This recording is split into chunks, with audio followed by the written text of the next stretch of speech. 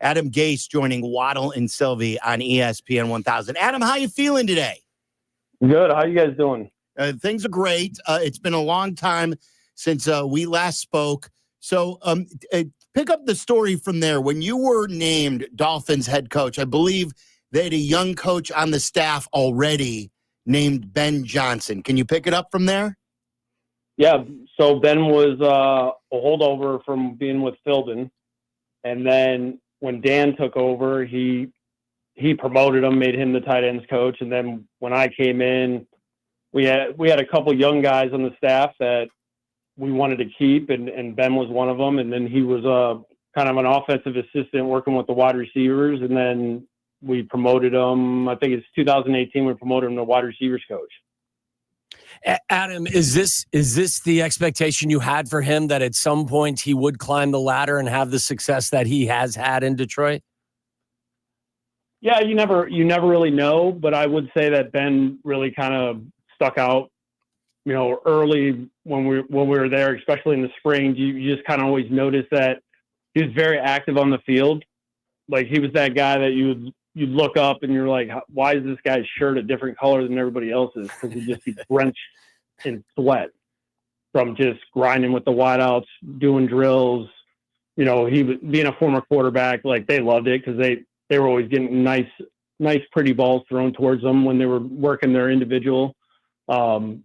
He was just one of those guys. You could tell, like, he was a grinder, man. He was up there late. He was in there early. He was just always doing something to try to get himself better. What kind of, when you look at his offense, what distinguishes his offense from some of the other offensive coordinators in the NFL currently? Probably his variety.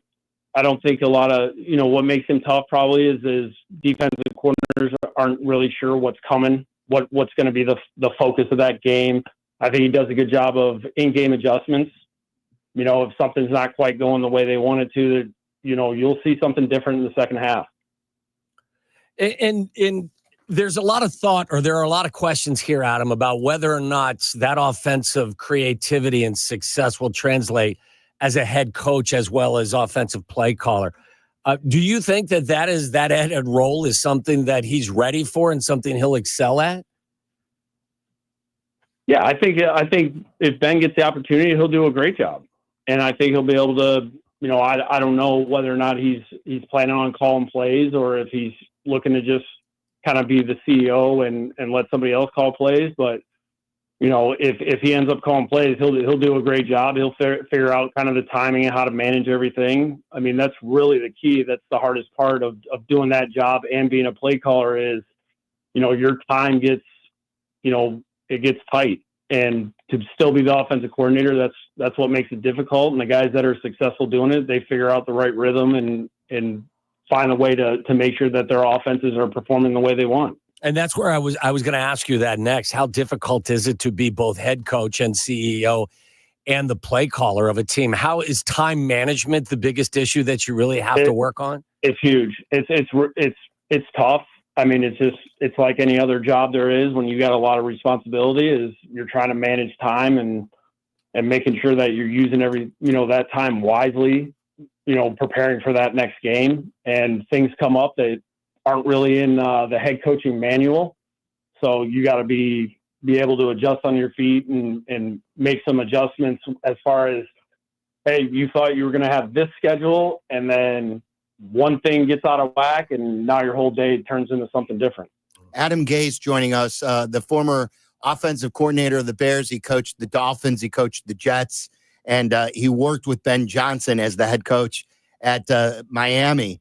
I want to ask you real quick before we get into some of the personality stuff of Ben, the stuff that you were just talking about, managing a game. Because we sit on our couch, Adam, and then we talk about it the next day. And I'm yelling at the TV, timeout, timeout, timeout. Why doesn't he know when to call a timeout? And I'm sure you probably do it now, too, watching games. What happens when you're on the field as a coach that sometimes you or these other coaches who have done it for years, we still see it with Sean Payton, we still see it with Mike Tomlin, where you just say to yourself, what are they thinking in real time that we know on our couch they're not doing it correctly? Yeah, that's hard to. I know what you're talking about because you're right. I do the same thing when I watch games. Sometimes I wonder what's going on, but you don't know all the factors that are going in the game. You don't know the thought process with what that team's trying to do, or what they think may happen leading up. Like if they don't call a timeout, we're trying to do, this, and then we're going to call a timeout. Usually you have somebody that's a game management type guy that where you do go over situations, especially end of the game stuff, end of the half stuff, when those timeouts are really critical and stopping the clock to make sure you give yourself as much time as possible. It's just, you do the best you can to prepare yourself. There's so many situations that come up in a game that, you may have never seen before. I mean, it happens probably every week and for every head coach in the NFL where unless you've been around for 20 years, 25 years, it's hard to predict anything. You just try to use the guys that you have that you're trusting to, with that whole timeout situation, especially as a play caller, to lead you in the right direction. At the same time, you got to be ready to override them when you don't think that's the right decision. One thing I want to ask you about with Ben's personality, who you got to know a bit. When you guys came in as a staff with John Fox, you guys came in after Mark Trestman was here and things were a disaster. The culture was not good. You guys had to correct that. The Bears, in my opinion, are in a similar place where after the Hail Mary, everything got ruined. They lost 10 in a row. This team has only won 15 games in the last 3 years. So, like, the buzz here is they also need this, quote, leader of men. What is Ben Johnson's personality like, and can he do that? Yeah, he could definitely do that. I mean, he's shown that in Detroit running that offense, and being around Dan is I look at that as such a positive because you're getting to see somebody do it at a very high level. I mean, I think everybody can see Dan had a plan coming into Detroit, and he executed that plan very well. Him and that entire organization, as far as the players they brought in and the coaching staff they brought in, to make sure that, they had the right synergy. And that's what it takes a lot of the times, is just getting everybody on that same page. I do think Ben's one of those coaches that can do something like that, especially with an organization that's struggling. I think he has the right mindset. He has the right work ethic. He's very, very intelligent. And I do think players respect him at a very high level. I saw it when he was young, when he was a offensive assistant.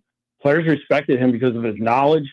He's very aggressive on the field, and he's really good at presenting in meeting rooms. And I'm sure, I haven't got to see him run offensive meeting or offense as an offensive coordinator. I've seen him run meetings when he was in charge of third down or red area or something involved in first or second down package. I've seen him do that, which was always impressive because he was always so smooth and he was very detailed. And I do think players respect him a lot. He just has a good way of, making sure that his guys understand what he's looking for and how he wants things done. So this isn't, we get a lot of callers who say, well, you can't bring Dan Campbell with you. So this isn't something that would worry you. It would not, because I mean, the NFL is one of those, is a league of, when you get the right group of people around each other and you get that right synergy, you're going to have success. And sometimes it doesn't happen right away, but if you got the right roadmap, there's a good chance that you're going to be able to turn things around. Is he the type of guy too, Adam, that people would want to come here and coach with him? Like we've talked about, this offensive line here in town needs to be upgraded. Could you entice Hank Fraley to come as not your offensive line coach because you can't make that lateral move, but be your OC? Is he the type of guy that building a staff won't be hard for him because guys will want to work with him and for him? Do you anticipate? I definitely think guys will want to work for him and with him. I don't know what his plans are as far as who he plans on getting or if anybody wants to come with him. I think especially in division, it's always hard to pull somebody out of the other team when you go to an in-division team. So, he may have some new faces, but I'm sure he'll go through the right process to make sure that he gets the right guys that he needs. How is it different to work with a young quarterback versus an established quarterback? Now, he's gotten a lot of credit for helping Jared Goff become the player that he is, but Jared was the first pick overall as well and had established himself. If he came here, he would be working with Caleb Williams. How different is it for an offensive coach to work with a young guy versus to work with a seasoned veteran? Yeah, I don't think you really know that until you get in house and you're around, a quarterback for, that spring, just kind of figuring each other out, kind of how, the quarterback likes doing things, how you like doing things, kind of what works for each other. I think that's one thing Ben has always been really good at. He's very flexible. He's able to make adjustments if something's not working. I've seen him do this when he was coaching wide receivers. When things weren't going right, he was the first one to suggest, hey, we need to go in a different direction and figure this out with this certain player as far as how we're running routes or, how we're looking at this progression. Like he's very smart to be able to make that quick adjustment so you're not just sitting there going multiple weeks making the same mistakes over and over again. Yeah. Talking to Adam Gase, former Bears offensive coordinator and two-time head coach in the NFL for the Jets and for the Dolphins. I believe you interviewed for the Bears head coaching job before they gave it to Fox, and then you were the OC. Give me a candid response here, if you could, Adam.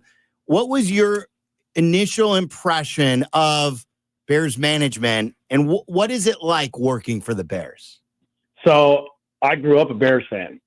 So I was extremely excited when I had the opportunity. The only issue was there was no GM at the time.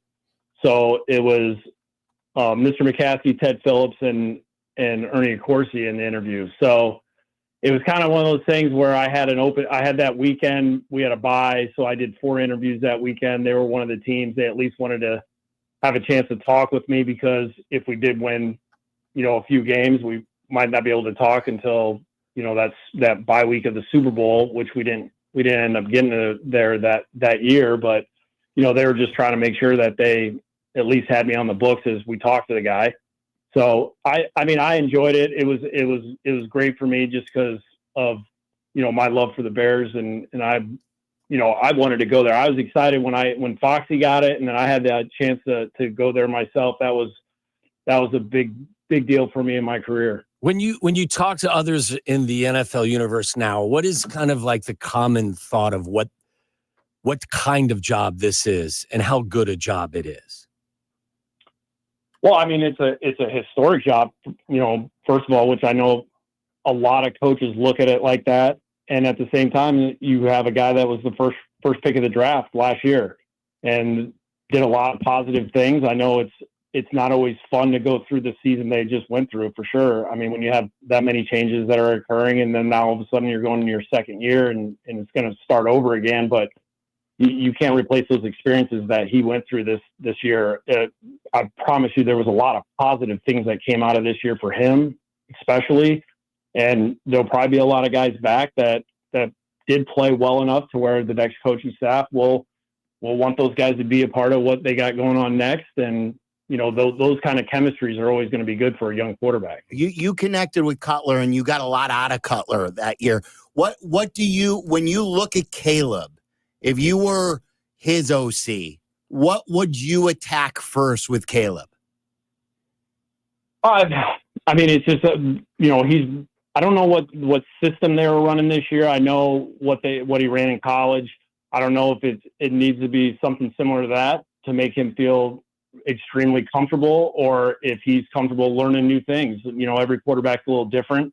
He seems like a very cerebral guy from, the things I've seen. And when I've watched him play, there's a lot of plays that you just almost are like, wow, that was an amazing play. He makes like 5 guys miss and then rips one like 30 yards down the field.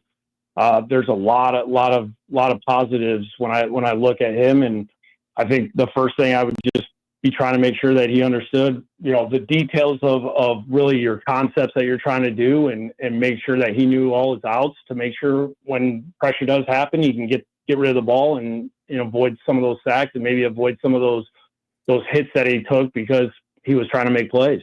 Accuracy was an issue of his this year, Adam. I think he completed 62.5% of his of his passes. They used to be good. I know.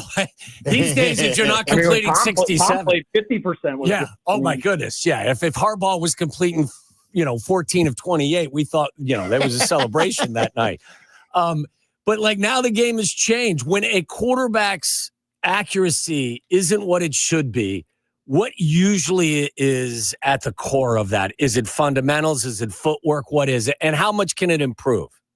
A lot of times it's footwork. It's, how much are you under duress? There's a lot of factors that go into that. And I think if you can find a way to get a quarterback to be able to throw in rhythm, which you guys have heard that probably a million times, over the years, it's really hard to do. You get that protection sewed up and you get a guy that's able to, everybody's in the gun now, so you can't say 7 steps, but, take his 3 and hit and throw.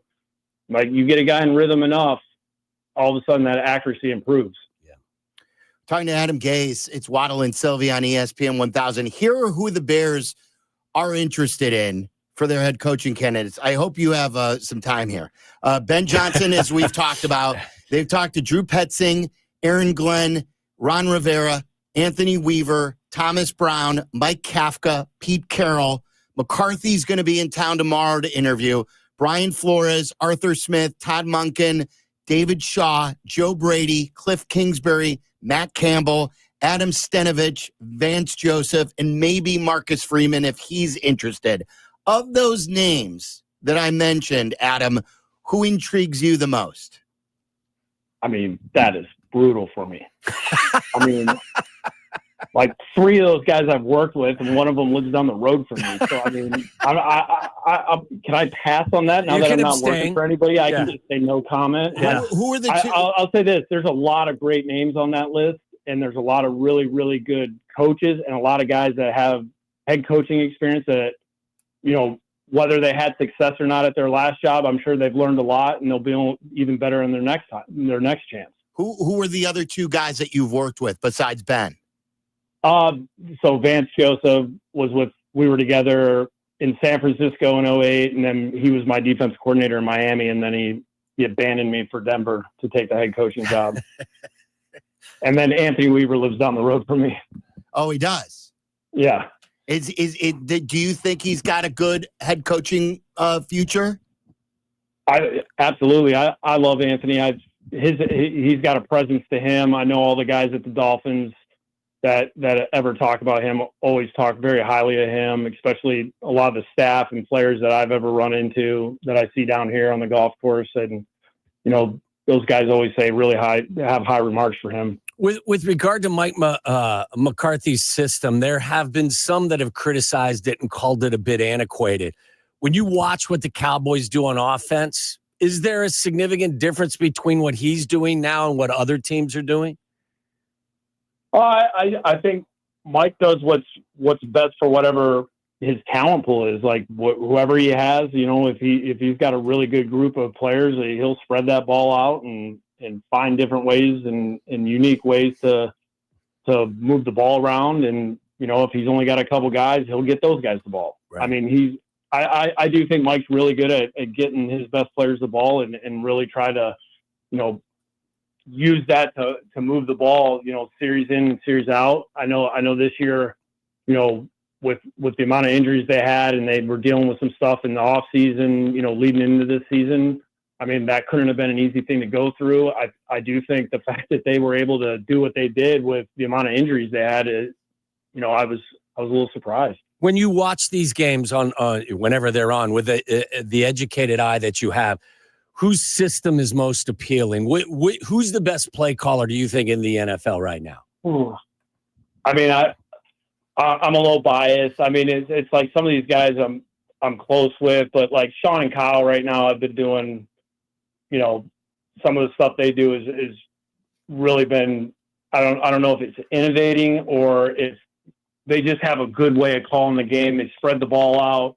It's hard to tell who's going to get the ball. You feel like, well, Cooper Kupp's going to get it or Puka's going to get it all the time. But then all of a sudden, here's 3 other dudes that are making all these plays. I just think, those 2 do it about as good as, you can ask for. I mean, Ben has been probably one of the guys that's come up the last couple of years that people are looking at his play calling and being like, man, he's calling things at the right time. Guys seem to be wide open. That's really, like Mark used to say to me all the time, was to measure a good offensive coordinator, look at how many guys are wide open when they catch the ball. If they're wide open, that means that you're doing a good job as a play caller. And it looks like guys are wide open a lot of times in Detroit. Mm-hmm, for sure. Tell us your best Jay Cutler story. This time you can't pass. You've already used your pass. Yeah. I don't even know. I don't even know. Maybe when him and Kyle Long might have broken an elevator when we were having one of that gala that one time. They were jumping on the elevator. I'm like, what are we doing? I think we got stuck for a second. We had to get off or something. I'm like, this is the best one I have. I mean, he was a talented quarterback. Was he very strong-willed in meetings as well? He was great. When we were together 2 different times. So, I mean, he came down here after he retired. You know, Tannehill got, he blew his knee out. So Jay kind of swooped in and try to get caught up to speed as fast as possible with the group of guys that we had. And I always thought he was great in meetings. When I was in Chicago, he was really, really engaged. And that year was kind of a big year for him because I know he didn't want to leave Chicago, and he knew he had to play well. We had a new GM, we had a new head coach, he had a new offensive coordinator.